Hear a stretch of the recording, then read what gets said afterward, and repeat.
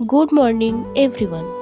আজ যাব আমি বই কিনতে। সেই মতো আমি রেডি হয়ে নিলাম। এদিকে মা আজকে ডিম কষা রান্না করেছে।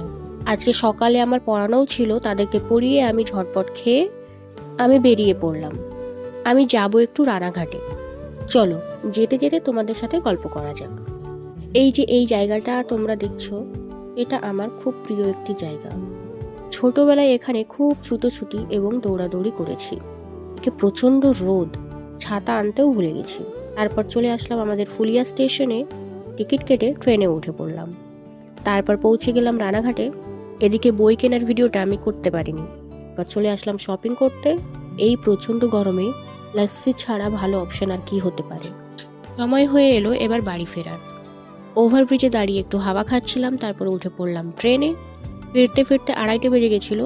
আমি বাড়ি না গিয়ে ডিরেক্ট পড়াতে যাব, কারণ আমার 2:30 থেকে পড়ানো থাকে। আজ এটুকুই থাক, দেখা হবে পরের ভিডিওতে। তোমরা প্লিজ সাবস্ক্রাইব করে